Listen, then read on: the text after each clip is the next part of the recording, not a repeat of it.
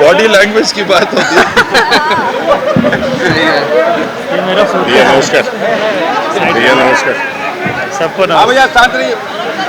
चल क्या रहा है? लंबे समय तक दिल्ली में रहे आप और फिर उसके बाद आज आ रहे हैं और मुस्कुराते हुए आ रहे हैं।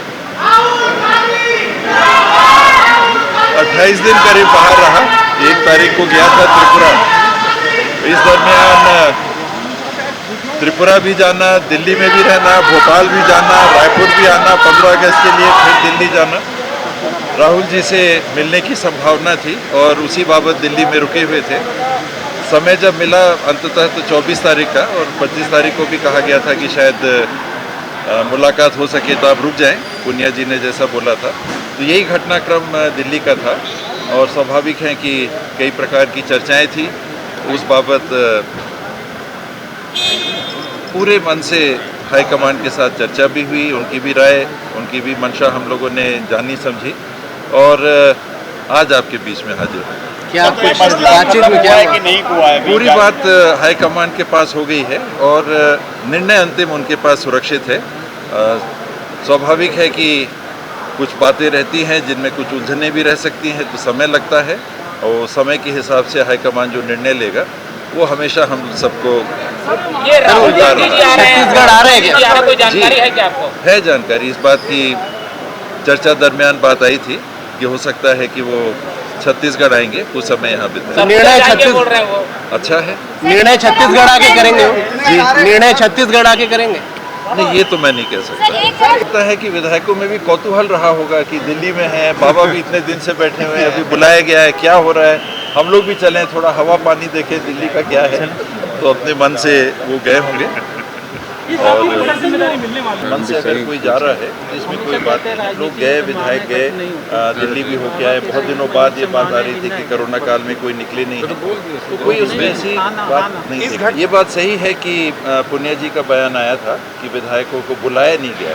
फिर भी अगर किसी की मंशा है तो स्वतंत्र देश है, अपनी भावनाएं हैं, जाने में क्या है। संकेत या ये निर्देश भी दिए गए थे कि ना आए, फिर भी जिन परिस्थितियों में भी आए, मुझे लगता है कि हाईकमान ने इन सब बातों का संज्ञान लिया होगा और जल्द ही।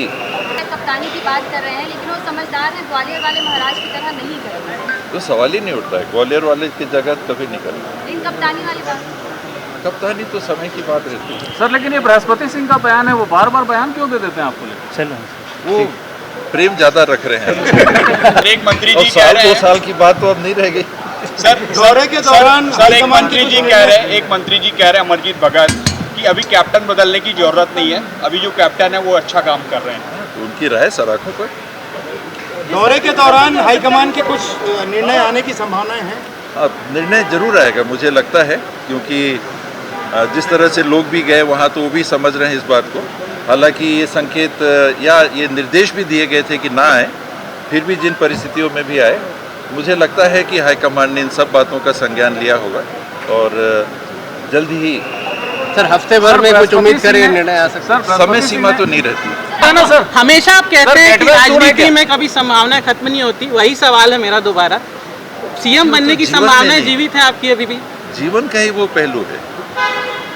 एक कहते हैं, मैं जितना समझ सका हूँ जीवन को, अगर कोई चीज़ स्थायी है तो वो परिवर्तन।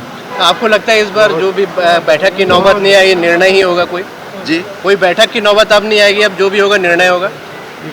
ये लगातार ये परिस्थितियाँ बनती हैं और बैठक कोई बुला भी सकते हैं, निर्णय बता भी सकते हैं, ये उनके इस पूरे 2 दिन के राजनीतिक घटनाक्रम को लेकर विपक्ष का कहना है कि इस तरह की चीज़ों से प्रदेश के विकास में बाधाएं आती हैं अस्थिरता के कारण।